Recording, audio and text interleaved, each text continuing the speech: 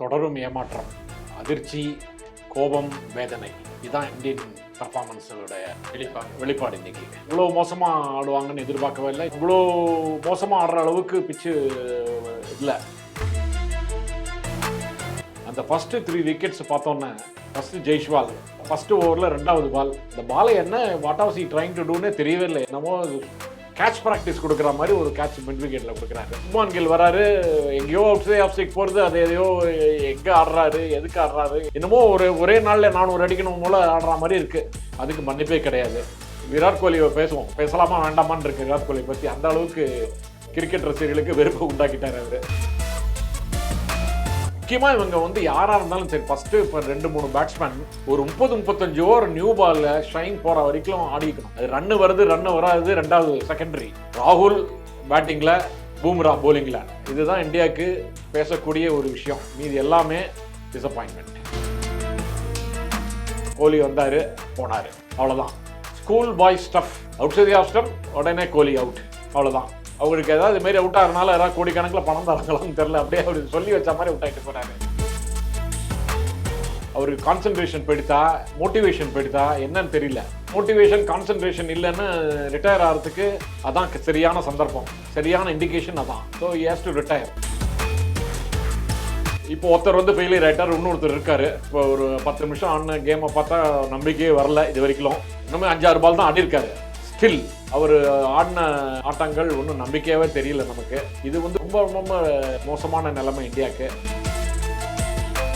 இன்னும் 1 more wicket from India will expose the tail அப்படின்னு தெரிஞ்சுட்டு உங்களுக்கு. ஏன் சார் அடுத்த ஜடேஜா இருக்காரு, நிதிஷ்குமார் ரெட்டி இருக்காரு. What Kohli could not do, what Rohit Sharma could not do, what other informed batsmen could not do can be done by othersங்கிறது questionable தான். ஏன் sir last 2020ல பார்த்தீங்கன்னா அதே கோலி இல்லாமல் தானே அந்த சீரீஸே ஜெயிச்சாங்க. அந்த கப்பா மேட்ச் ஜெயிச்சு கொடுத்தாங்க. சதுர் தாகூர், நட்ராஜன், வாஷிங்டன் சுந்தர், இந்த மாதிரி யங்ஸ்டர்ஸ் தான் சார் ஜெயிச்சு கொடுத்தாங்க. மழை வந்தால் இந்தியாவுக்கு தான் பெனிஃபிஷியல். மழை வந்தால் இந்தியாவுக்கு 100% ட்ரா சான்சஸ் வந்துருக்கு. அப்போ மழை தான் இந்தியாவை காப்பாற்றணும். மழையாலும் இந்தியா காப்பாற்ற முடியும். இப்போ இருக்கிற சுச்சுவேஷனில் ஃபாலோ ஆன் டார்கெட்டை நம்ம எடுப்போமாங்கிறதும் சந்தேகம் தான்.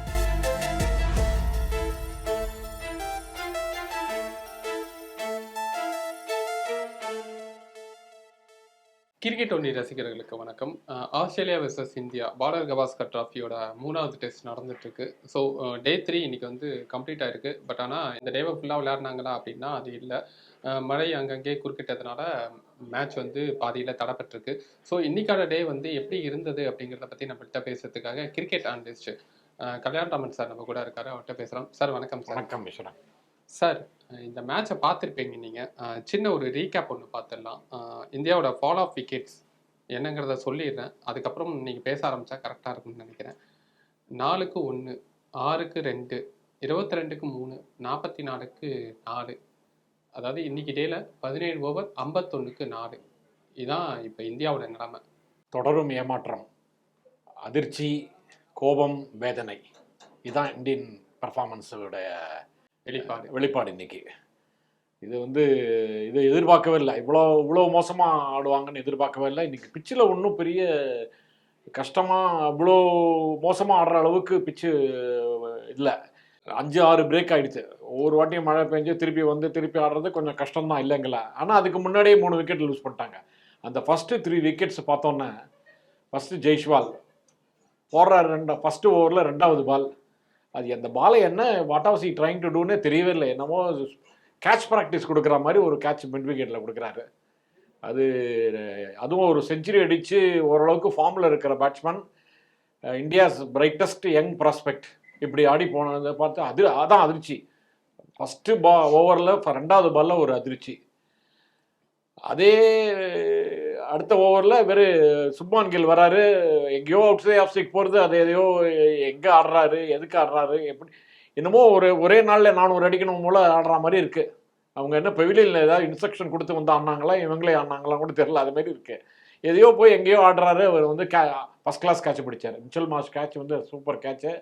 பட் அது ஒரு ஃபால்ஸ் ஸ்ட்ரோக்கு. அது தேவையில்லாத ஷாட். அதுக்கு மன்னிப்பே கிடையாது. நம்ம விராட் கோலி அந்த ஷாட்டுக்கு மன்னிப்பு கிடையாதா, இல்ல சுமன் கில்லுக்கு மன்னிப்பு கிடையாது? 2 பேருக்குமே எல்லாமே இன்வாலிட் ஆயிடுச்சு அந்த. அதுவும் அந்த மாதிரி சுச்சுவேஷனில் அதே மாதிரி ஷாட் ஆடுறதுங்கிறது ஒரு அவரும் அனதர் பிரைட் யங் ப்ராஸ்பெக்ட். நம்ம வந்து நம்மளோட டிபேட்டில் பேசிகிட்டே இருக்கோம். ஏன்னா இன்னைக்கான சுச்சுவேஷன் எப்படி இருக்கு, 400+ ரன்ஸ் அடிச்சிருக்காங்க. இந்த மாதிரி ஒரு சுச்சுவேஷன்ல ஒரு ஃபர்ஸ்ட் விக்கெட் விழுந்துருச்சு, அடுத்தது 1 டவுன் வந்து விளையாடுறவர், பால் நியூ பால் எல்லாமே தெரியும் அவருக்கு. மிச்சல் ஷாக் போடுறாரு, என்ன மாதிரி பவுலிங் போடுவார், என்ன ஆங்கிள் லைன் அண்ட் லென்த்தில் இருக்குன்னு அவருக்கு தெரிஞ்சிருக்கும். அவர் எந்த மாதிரி விளையாடி இருக்கணும்.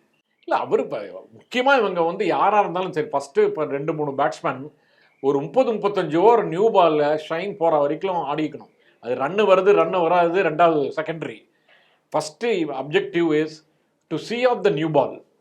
அது ஒரு 30-35 ஓவர் ஆனான்னா இப்போ வந்து பால் சாஃப்ட் ஆகிடும், சீம் வந்து இதுவாகிடும், அதனால் ஈஸியாக ஆட முடியும்.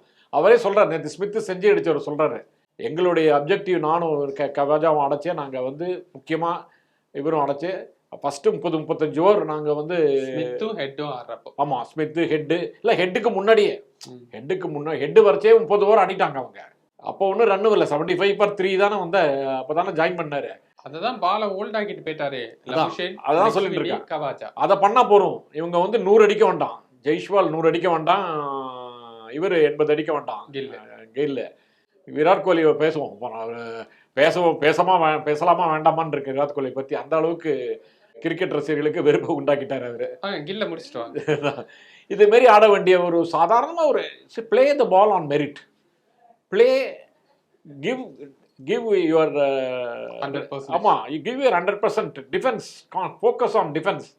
For நியூ பாலுக்கு கொடுக்குற மரியாதை, பவுலருக்கு கொடுக்குற மரியாதையை கொடு அப்படின்னு நம்ம அப்படி தான் பேசிட்டு இருக்கோம், நிறைய டிபேட்டில் பேசிட்டு இருக்கோம். பட் எதுவும் கேட்கல, நான் வந்து என்னால் அப்படியே அடித்து கிழிச்சிடுவேன் மாதிரி இறங்கி அடிக்க போய் அவுட் ஆகிட்டாரு. அண்ட் கோலி வந்தார் போனார், அவ்வளோதான். Schoolboy stuff, outside off stump, உடனே கோலி அவுட், அவ்வளோதான். அதே சாதாரண நேரம் ஹேசல்வுட், அதே ball same out same catch. ஆமா, யாருக்காவது ஏதாவது அவங்களுக்கு ஏதாவது மாரி அவுட் ஆகிறனால யாராவது கோடிக்கணக்கில் பணம் தராங்களான்னு தெரியல, அப்படியே அவர் சொல்லி வச்ச மாதிரி அவுட் ஆகிட்டு போறாரு. இது ரொம்ப ரொம்ப டிசப்பாயிண்டிங். அதான் சொன்னேன், வேதனைன்னு சொன்னேன், அதிர்ச்சி வேதனை எல்லாம் இதான், இதுக்கெல்லாம் தான் காரணம் பேட்டிங் தான். நான் லாஸ்ட் டைமே உங்கள்கிட்ட கேட்டிருந்தேன், சீனியர்ஸ் புவர் பெர்ஃபார்மன்ஸ் அப்படின்னு பேசிட்டு இருந்தபோது நீங்க சொன்ன வார்த்தை தான், கோலி எப்படி ட்ராப் பண்ணுவீங்க, எப்படி ட்ராப் பண்ணிட்டு விளையாடுவீங்க அப்படின்னு கேட்டீங்க நீங்க. இல்லையா, விளையாட மாட்டேங்கிறாரு, ஒரு ரிட்டையர் ஆக மாட்டேங்கிறாரு, நம்மளும் ட்ராப் பண்ண முடியல. அதுக்கு என்ன, நம்ம தான் இனிமேல் எல்லாரும் உட்காந்து பேசணும், செலக்டர்ஸ், செஷன் committee chairman and Gautam Gambhir coach. At least வேற ஏதாவது ஷாட் விளையாடி அந்த ஷாட்ல அவர் அவுட் ஆயிருந்தா கூட அதை நான் கொஞ்சம் ஏற்றிருப்பேன். சேம் அந்த 4th and 5th ஸ்டெம்ப்ல ஆஃப் சைடுல வந்து அகைன் அதே மாதிரி அவுட் ஆகுறாரு. இல்ல வேற மாதிரி அவுட் ஆயிருந்தாலும் அவருக்கு வந்து இல்ல சார், நம்ம நேத்து என்ன பேசணும், அதுதான் அவரோட வீக்னஸ், அது உங்களுக்கு கரெக்டா தெரியுது. அதை கரெக்ட் பண்ணிட்டு வந்து விளையாடணும்ல சார். ஒரு எக்ஸ்பீரியன்ஸ் பேட்ஸ்மேன், அவர் மேல எதிர்பார்ப்பு அதிகமா இருக்கு, இது ஒரு முக்கியமான மேட்ச் அப்படிங்கும் போது அந்த எதிர்பார்ப்பை வந்து அவர் ஃபுல்ஃபில் கண்டிப்பா பண்ணணும்ல சார். இல்லை அதான் சொல்றேன், ஸ்கூல் பாய் ஸ்டஃப். அவர் வந்து ஏன் இப்படி ஆடி அப்படி அவுட் ஆறாருன்னு அவர் தான் சொல்லணும். அவரால் அவருக்கு கான்சன்ட்ரேஷன் போயிடுதா, மோட்டிவேஷன் போயிடுதா என்னன்னு தெரியல. அதுமாரி மோட்டிவேஷன் கான்சன்ட்ரேஷன் இல்லைன்னு ரிட்டையர் ஆகிறதுக்கு அதான் சரியான சந்தர்ப்பம், சரியான இண்டிகேஷன் அதான். So he has to retire. அவர் ரிட்டையர் ஆகலைன்னா செலெக்ஷன் கமிட்டி என்ன டிசிஷன் பண்ணுறாங்கிறது தான் முக்கியம். டூர் நடுவில் இது வந்து இந்தியாவில் இருந்து ஆடச்சியா கூட இருந்தால் கூட பரவாயில்ல, இந்தியாவில் ஆடுறோம், அடுத்த டெஸ்ட்டு ரிட்டையர்மெண்ட் ஆறார் அப்படின்னு சொல்லிட்டு ஏதாவது ஒரு டிசிஷன் எடுக்கலாம்.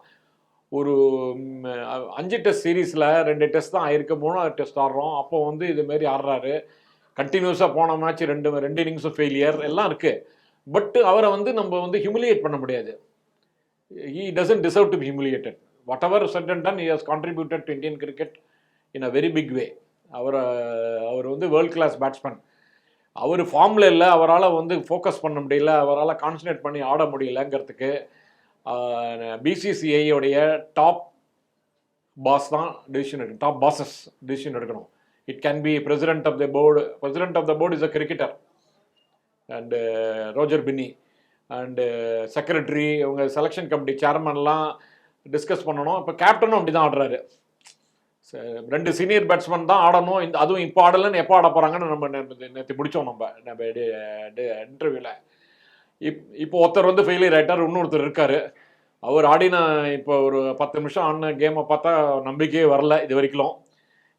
ஒன்றுமே 5-6 பால் தான் ஆடிருக்காரு. ஸ்டில் அவர் ஆடின ஆட்டங்கள் ஒன்றும் நம்பிக்கையாகவே தெரியல நமக்கு. இது வந்து ரொம்ப ரொம்ப ரொம்ப மோசமான நிலைமை இந்தியாவுக்கு. இந்த பேட் ஃபேஸை எப்படி கிராஸ் பண்ணி வரப்போகிறாங்கங்கிறத நம்ம வெயிட் பண்ணி தான் பார்க்கணும். அதைத் தொடர்ந்து ரிஷப் பண்ட் அவரும் வந்து வந்தா சென்றார். அவர் மேலேயும் எதிர்பார்ப்புகள் இருக்கு. லாஸ்ட் 2020ல பார்த்தீங்கன்னா அவர் தான் அந்த மேட்சை கபால வின் பண்ணி கொடுத்து அந்த சீரியஸ் நம்ம வின் பண்றதுக்கு முக்கிய காரணமா இருந்த ஒரு பேட்ஸ்மேன் ரிஷப் பண்ட். அவரோட பெஸ்ட் இன்னிங்ஸ்ன்னு எதை அவர்கிட்ட நம்ம கேட்குறோமோ அதை அவர் சொல்ற மேட்ச் எதுன்னு கேட்டிங்கன்னா அது அந்த மேட்சாக தான் இருக்கும் கண்டிப்பா. ஸோ அவர் மேலேயும் ஒரு எதிர்பார்ப்பு இருந்தது. ஸோ அவரும் வந்து உடனே விக்கெட் விட்டு போயிட்டாரு. ரொம்ப நான் ரிஷப் பந்தை ரொம்ப எதிர்பார்த்தேன் இன்னைக்கு. ஆக்சுவலாக ஸ்டெடியாக ஆட ட்ரை பண்ணார். அவர் கொஞ்சம் 10-15 நிமிஷம் நின்னார். ஈவன் சாதாரண ஒரு ஹாஃப் ஆலி கூட ஆடாமல் சாதாரணமாக தான் ஆடி ஒரு சிங்கிளில் தான் ஆடினார். நான் நினச்சேன் அவர் போன மாட்டி மாதிரி நம்ம பிரிஸ்பேனில் இவர் தான் நம்ம காப்பாற்ற போகிறாருன்னு நினச்சிருந்தேன். கடைசியில் பிரேக்கு ரெயின் வந்தது. ஒரு 10 நிமிஷம் கழிச்சு வந்தார், கமின்ஸ் வந்தார், அவருக்கு விக்கெட்டை கொடுத்துட்டாரு. Rishabh Pant is very disappointing. இது வந்து அதான் சொன்னேனே, டோட்டல் அதிர்ச்சி. 4 பேருடைய பேட்டிங் இஸ் ரொம்ப அதிர்ச்சிக்குரிய விஷயம், வேதனைக்குரிய விஷயம். இதை வந்து இந்தியன் கிரிக்கெட்டுக்கு ரொம்ப மோசமான நிலைமையில் இருக்கிற மாதிரி ஒரு தோற்றத்தை ஏற்படுத்திடுது. சார் இப்போ என்னன்னா கேஎல் ராகுல் ஒரு சிங்கிள் மேனா விளையாடிட்டு இருக்காரு. அவர் இப்போ வரைக்கும் விளையாண்டதை பார்த்தீங்கன்னா பாலை எந்த பாலை வெல் அவுட் பண்ணுமோ அதை வெல் அவுட் பண்ணுறாரு, எந்த பாலை ப்ளே வைக்கணுமோ அதை ப்ளே பண்ணுறாரு, எந்த பாலுக்கு ஷார்ட்டுக்கு போகணுமோ ஷார்ட்டுக்கு போகிறாரு. அந்த மாதிரி அவரை இந்த டூருக்கு எடுத்துகிட்டு வரதுக்கு முன்னாடி அவரை எதுக்கு எடுத்துகிட்டு போகணும், ஃபார்ம் அவுட்டில் இருந்தார், அவர் தேவையில்லை இந்த டூருக்குன்னு பேசினவங்க எல்லாருக்கும் இங்கே பதில் கொடுத்துருக்காரு. அவருக்கான ப்ளே இன்னைக்கு எப்படி இருந்தது?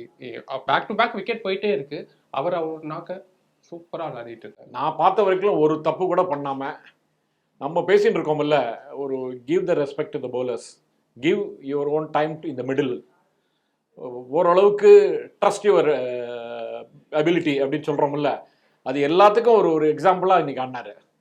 அவர் இது வரைக்கும் ஒரு ஒரு ஒரு இன்னிங்ஸில் தான் வந்து ரொம்ப தேவையில்லாமல் பவுன்சரை அவுட் பண்ண போய் இல்லை விக்கெட் போட்டு அவுட். மீதி எல்லா இன்னிங்ஸுமே நல்லா தான் ஆடின்னு இருக்காரு. ராகுல் பேட்டிங்கில், பூம்ரா போலிங்கில், இதுதான் இந்தியாவுக்கு பேசக்கூடிய ஒரு விஷயம். மீதி எல்லாமே டிசப்பாயின்மெண்ட் இது வரைக்கும். இப்போ ரோஹித் வந்து கிரவுண்டில் இருக்காரு, அவர் விளையாடிட்டு இருக்காரு. இப்போது நீங்கள் ஒரு 5 பால் விளையாடி இருக்காரு, அதில் பார்த்தா அந்த ஷார்ட் செலெக்ஷன்ஸ் எதுவுமே சரியில்லை அப்படின்னு சொன்னீங்க. அவர் மேலே நிறையா ப்ரெஷர் இருக்கும். இப்போ ஒரு கேப்டனாகவும் இருக்காரு, ஒரு மேட்சை தோத்துட்டு அடுத்த மேட்சுக்கு வந்திருக்காரு. அவர் வந்து ஒரு சூப்பர் நாக் விளையாடுறதுக்கு வாய்ப்பு இல்லையா?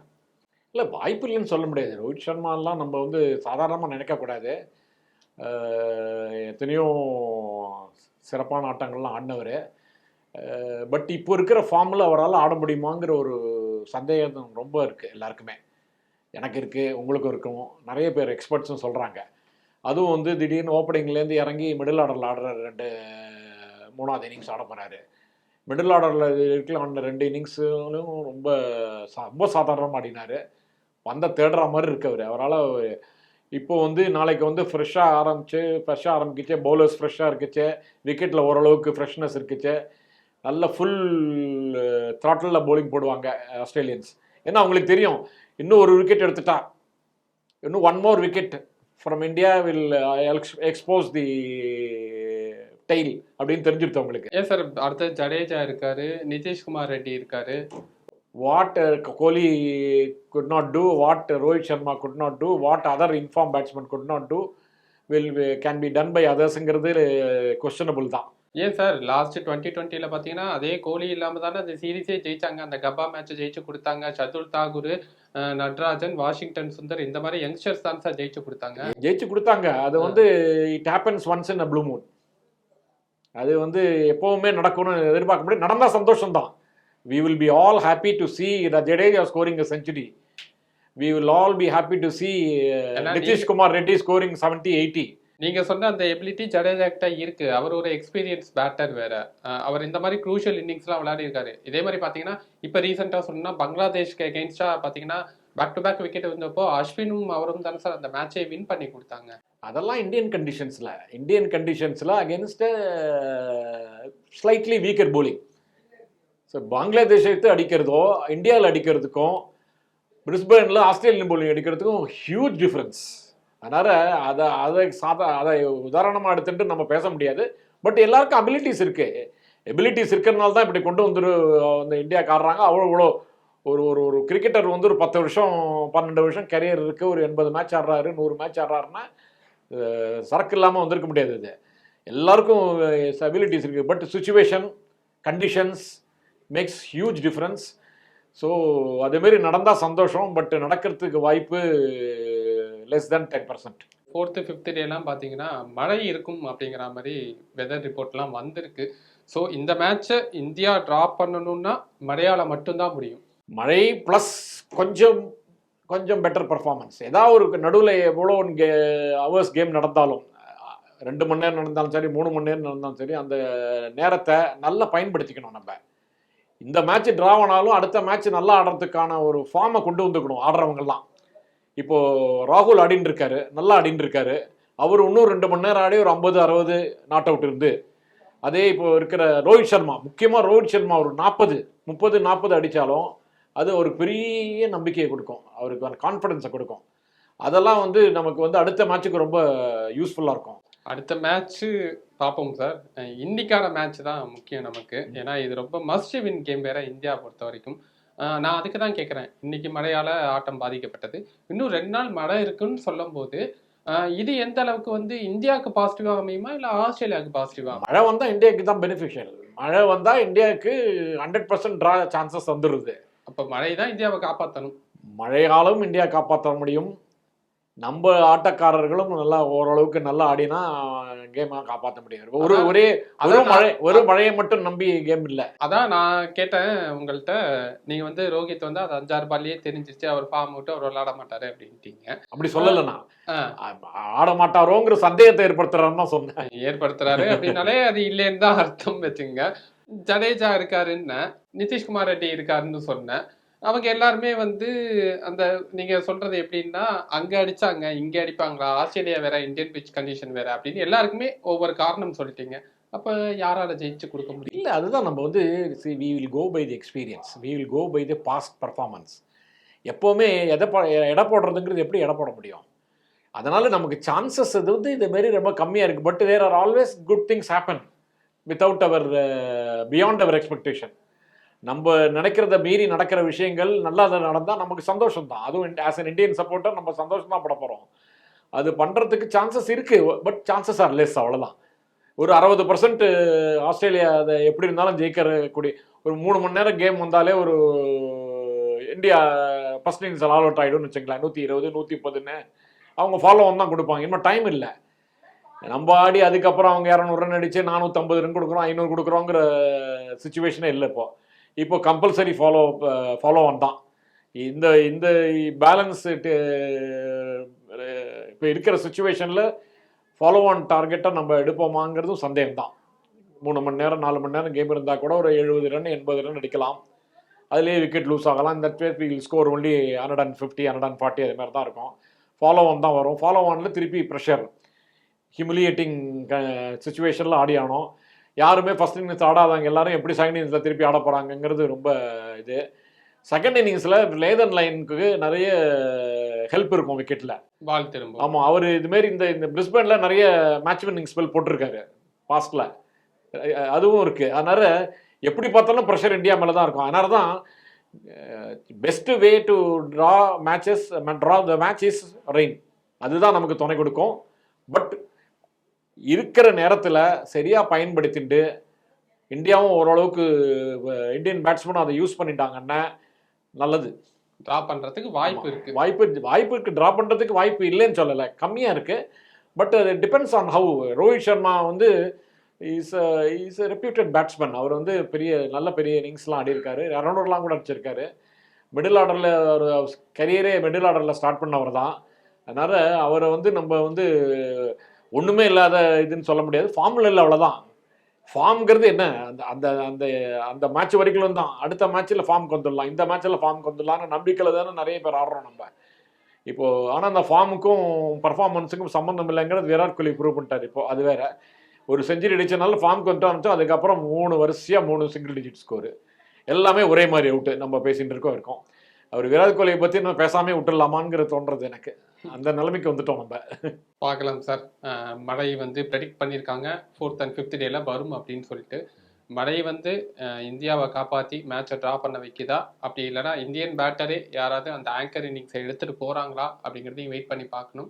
இல்லை எல்லாமே கைவிட்டு போய் ஆஸ்திரேலியா அந்த மேட்சை வின் பண்ணுறாங்களா அப்படிங்கிறதையும் வெயிட் பண்ணி தான் பார்த்தாகணும். இவ்வளோ நேரம் உங்கள் கருத்துக்களை பகிர்ந்துக்கிட்டதுக்கு ரொம்ப நன்றி. நன்றி, தேங்க்யூ.